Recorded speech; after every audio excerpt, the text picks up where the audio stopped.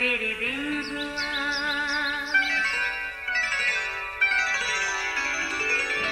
नया फिर दिन हुआ, पुरानी रात का करे सो शुक्र हम खुदा की जात का, खुदा की जात का, नया फिर दिन हुआ। आज की आयत, तो मत डर क्योंकि मैं तेरे साथ हूँ, हरासा ना हो क्योंकि मैं तेरा खुदा हूँ। मैं तुझे ज़ोर बख्शूँगा, मैं यकीनन तेरी मदद करूँगा और मैं अपनी सदाकत के दाहिने हाथ से तुझे संभालूँगा। यसाया 41 बाब 10वीं आयत। अज़ीज़ों बनीनो, इंसान वो वाहिद ऐसी तख्लीक है जिसको खुदा ने शऊर अता किया, सोचने और समझने के लिए दिमाग जैसी हैरत अंगेज़ और पेचीदा कुव्वत दी। इसी दिमाग की सोच से इंसान खुद को ऐसी मखलूक समझता है जो बुलंद और बाला पहाड़ों को सर कर लेता है, समुद्रों में गोते लगाता और आंधी और तूफानों से भी टकरा जाता है। बिलाशुबा खाली खुदा ने इंसान को मजबूत असाब का मालिक बनाया है। असल में मिट्टी से बने इंसान की एक बात यह भी है कि वो खाली खुदा की सूरत और शबीह पर बनाया गया। दूसरा ये कि इसमें ज़िंदगी का दम भी उसी कादर मुत्ते खुदा का है। बावजूद इसके डर और खौफ वो खौफनाक रूप हैं जो इसी इंसान को कमज़ोर बना देते हैं। असल में डर और खौफ अबलीस के वो हरबे हैं जिससे वो इंसान पर हमलावर होता रहता है और उसे चारों शाने चित करने के चक्कर में होता है। ऐसे में कुछ तो हिम्मत हार कर शिकस्त कबूल कर लेते हैं और कुछ बहादुरी से मुकाबला करके खड़े रहते और फतहमंद होते हैं। अजीज़ों, ये एक मसीही खातून डॉक्टर को पेश आने वाला सच्चा वाक़या है जो एक ज़िम्मेदार डॉक्टर की हैसियत से और ज़ाती गवाही की वजह से अपने अड़ोस पड़ोस में जानी जाती थी। एक दफ़ा आधी रात के करीब किसी औरत की मदद के लिए जिसके बच्चा पैदा होने वाला था, 2 आदमी उसे लेने आए। ये सख्त सर्दी का मौसम था। उन दिनों ज़मीन पर बहुत सी बर्फ़ भी पड़ी थी।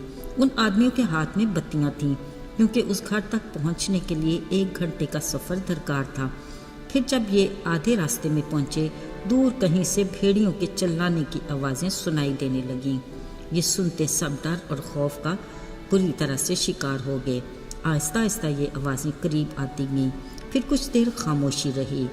सब ने सोचा चलो खतरा टल गया, मगर अचानक कई भेड़िए उनके सामने आ खड़े हुए। डर के मारे आदमी चिल्लाते हुए वहाँ से भाग गए, मगर वो खातून डॉक्टर तन्हा ही रह गई। उसे अब पक्का यकीन हो गया कि अब वो मुकम्मल तौर पर उनकी गिरफ्त में है, बच नहीं सकती क्योंकि किसी भी पल ये भूखे भेड़िए उस पर हमला कर सकते हैं। मगर उस दलेर औरत ने फ़ौरन दुआ करना शुरू की। वो ऊंची आवाज़ में यीशु से बातें करती रही। ऐसा करने से उसमें इतनी हिम्मत, ताकत और दलेरी आ गई कि उसने बुलंद आवाज़ से उन भेड़ियों को हुक्म दिया कि यीशु के नाम से वापस चले जाओ। मैं कहती हूँ, यीशु के नाम से वापस चले जाओ। अजीज़ों, बाद में इस खातून डॉक्टर ने गवाही दी कि मेरे कहने की देर थी कि वो भेड़िए सुधारे हुए कुत्तों की तरह अपने कान नीचे करके पीछे हटे और वापस चले गए। गौरतलब बात ये कि इस रात इस औरत के मजबूत ईमान की बदौलत उन डरे खौफसदा आदमियों के ईमान और भी मजबूत हो गए।